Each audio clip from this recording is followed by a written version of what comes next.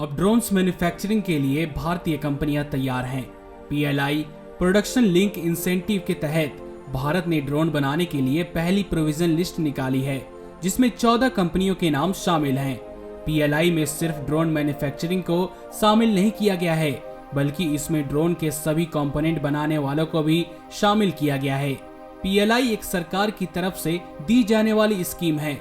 इस स्कीम को घरेलू बाजार में उत्पादन को प्रोत्साहन देने के लिए लाया गया है।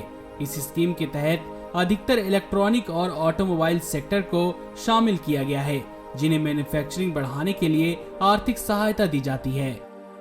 उड्डयन मंत्रालय के अनुसार यह पहली लिस्ट नहीं है। इसके बाद और भी लिस्ट निकाली जाएगी, जिसमें मेजर प्लेयर्स हिस्सा ले सकते हैं।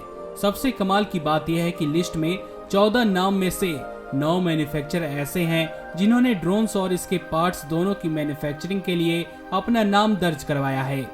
इन नामों में से भारतीय बिजनेसमैन अडानी और इजराइल की एक कंपनी भी है, जिन्होंने ड्रोन मैन्युफैक्चरिंग की बजाय ड्रोन्स के कंपोनेंट की मैन्युफैक्चरिंग के लिए अपना नाम दिया है। इससे पहले भी भारत में ड्रोन्स की मैन्युफैक्चरिंग की जा रही थी। पारस एयरोस्पेस और अल्फा डिजाइन कुछ ऐसे बड़े नाम हैं जो कुछ प्रतिशत इंडिजिनाइजेशन के साथ ड्रोन्स की मैन्युफैक्चरिंग कर रहे थे। वहीं PLI आने के बाद इनके उत्पादन में स्थानीयकरण काफी बड़े स्तर पर देखा जा सकेगा। 120 करोड़ की इस PLI स्कीम में ड्रोन मैन्युफैक्चरर्स को 20% तक इंसेंटिव दिया जाएगा। इसके साथ ही घरेलू मार्केट के साथ साथ इसमें इंटरनेशनल मार्केट और एक्सपोर्ट का भी ध्यान रखा जाएगा। अब आपका यह जानना जरूरी है कि आखिर भारत ने ड्रोन्स मार्केट में एंट्री क्यों ली। दरअसल पूरी दुनिया में ड्रोन मार्केट 66% की एनुअल ग्रोथ के साथ आगे बढ़ रहा है।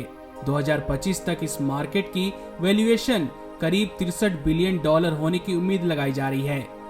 2050 तक दुनिया की पॉपुलेशन करीब 10 बिलियन तक पहुंच सकती है, जिससे एग्रीकल्चरल में इसका इस्तेमाल करीबन 70% तक बढ़ने की उम्मीद है। एग्रीकल्चरल के अलावा ड्रोन्स का इस्तेमाल कंस्ट्रक्शन, माइनिंग, इंश्योरेंस कुछ ऐसे सेक्टर हैं जहां इसका इस्तेमाल काफी बढ़ सकता है।